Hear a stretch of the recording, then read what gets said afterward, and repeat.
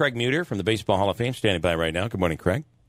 Can we talk about Happy Days a little more, though? Yeah. I'm not gonna tell you it's the best show ever, but I am gonna tell you that I have a official Fonzie mug on my desk. Wow. At the Baseball Hall of Fame.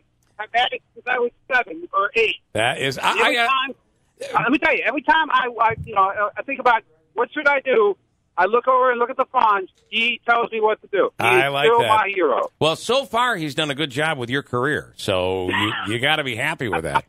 That was we're somewhat from the same era, and I got to tell you, there wasn't a show bigger than Happy Days when that show was on. It started a whole culture of throwback to the 1950s. Now, here's the predatory question here. How many of the Chuck actors can you name? 2 people played Chuck on the first 2 seasons, Richie's older brother. How many actors can you name of the 2? I'm sorry, I didn't hear the question. Your phone was breaking Richie up a little bit. had an older brother named Chuck in the first 2 seasons. He appeared in like 3 or 4 episodes. 2 different actors played him.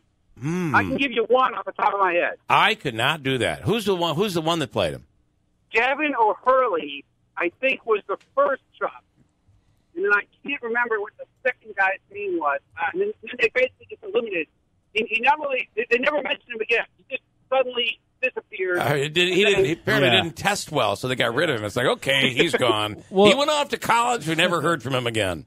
That's right. It was Randolph Roberts, by the way. Randolph Roberts. Well, what's funny about Happy Days? Was the second one? Okay. Yeah. Well, Happy Days. I was watching the Robin Williams documentary over the last weekend, and I didn't realize that Happy Days or Mork and Mindy, kind of that character was introduced through Happy Days. Oh, and Craig, you know how many? Think of how many shows were spin-offs of Happy Days. Yeah, Joni Loves Chachi. Laverne and Shirley. Joni Loves Chachi, Mork and Mindy. Yeah. You know, the story with Mork and Mindy was that John Byer was supposed to play Mork on Happy Days and backed out at the very end, right near taping. So they went and found Robert Williams, who was no one knew him. Wow. And when that show comes on the air, I'll get tears in my eyes laughing. That one episode where he's Mork is just like the best thing ever. Yeah. And of course, the phrase "jump the shark" came out of Happy Days. That's where a TV show kind of just does something that it's now on the decline, and that came when Fonzie jumped the shark during a Happy Days episode. So much came out of that program. So, all right. There's another one. The guy who played the villain on the Jump the Shark episode, the California Kid, the guy who was the surfboarder guy. Yeah. He's also Greg Marmalade in Animal House. Oh. So he's 2 of the best 70s villains of all time. That's really awesome. That I never knew Craig Muter was such a huge Happy Days fan. That is really, really cool. Now I know if I find anything, I'll send it your way, any memorabilia. So I do have a Happy Days record player at home. I think that's what we're supposed to be doing, yeah. You are. We're supposed to be talking baseball. I have a Happy Days record player at home that came from the debut of Happy. That's got to be worth millions, I would think, by now. To Craig. Yeah. Okay. Or the right buyer. I'm told, and Jim Rondinelli reported to us yesterday that you guys were saying about 53,000. He feels the number was much larger than that. What are your thoughts? I mean, it could have been, from my vantage point, it's tough to see during the induction ceremony because I'm right before the stage. But I tell you what, it felt huge, and at 53,000, if that's what it is, it's the second biggest crowd ever. We were just thrilled, and the weather cooperated. It was unbelievable. I thought for sure a couple of times we were getting rain on Saturday. Yeah. Nope, never came. Yeah, the weather has, it's funny. There was a report the National Weather Service put out this week, and it's talking about areas around central New York, upstate New York, and how much rain they've gotten. And I think Elmira has had over 10 inches of rain this month. It's been just huge. And Holland Patton is on the list as having more than 5 inches of rain over the last, during the month of July. But everybody else is still kind of in a semi-drought, and that includes Cooperstown. Yeah, absolutely. You can see the grass is still a little brown even after last week with the rain we got. Yeah, it's dry. But we're lucky because we really thought, it could have rained on the parade, literally, on Saturday, but it didn't. Didn't happen. And it was just a wonderful weekend. All right, we're having a tough time with your cell phone, Craig, this morning, but I do want to just touch on next year. Already plans underway. People and their residents are already planning for this. The renting out their homes, that's already been done for next year and for the year after that, starting with Mariano Rivera, who, do you agree with this? Michael telling me this morning, he really established the closer position for modern-day baseball. Well, I think he made it to the point where it was a one-inning thing. He really solidified that. Trevor Hoffman, too, along in that same era. But the thing about Mariano was he was just so dominant when he was, especially the postseason. I mean, the guy, no one hit him. And I saw a piece with him the other day where he was saying it was one pitch. I was throwing one pitch basically for the last 10 years. It was the cutter. They knew it was coming, and they still couldn't hit it. And he ascribed it as a gift of God. Manaski brought this up last week when we were talking about, and I'm not sure we talked about it, but that some people don't believe a closer should be elected to the Hall of Fame. What are your thoughts?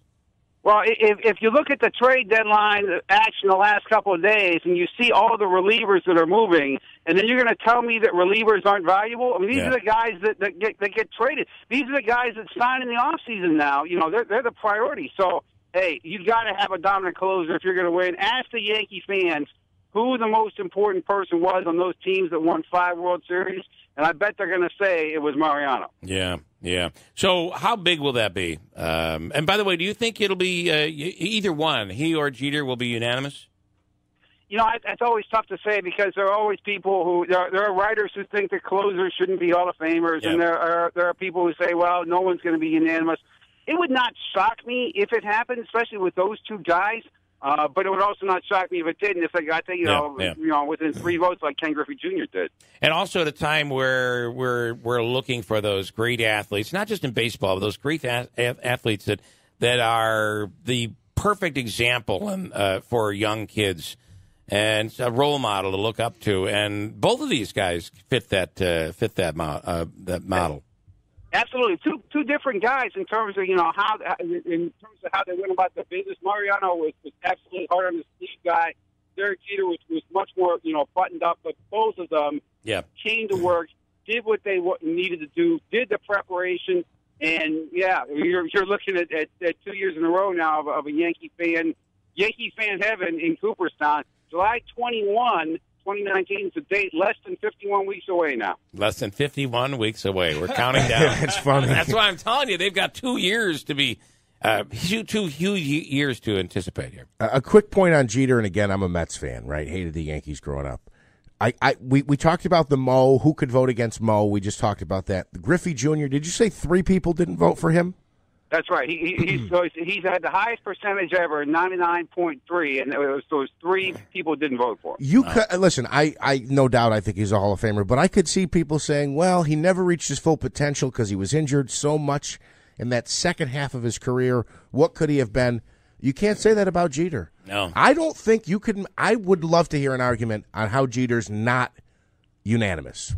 Yeah, absolutely, and I think really what you're looking at is, and I know one person who didn't vote for Griffey because he came out and he said it.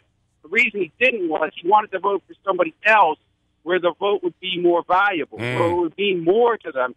I could see that happening if somebody said, "Hey, I'd rather vote for X because X is going to need this vote, whereas Derek Jeter's not going to need this vote." I could see yeah. It's not about feeding the whole family. It's about recognizing the best of the best. It's not about everyone gets a slice of bread. That drives me crazy. You're right, and that's a voter's preference on that, obviously. We are out of time. I could wait to see the movie, though. I think this would be a great movie about the spiral that the sports writer's life went into, this downward spiral. As the lone person that didn't vote for Jeter, they do a whole movie about him and how it destroyed his life. That'll be coming up. All right, Craig Muter, awesome weekend, and we can't wait for another 51 weeks. Thanks so much. Thanks, guys. All right, WIBX.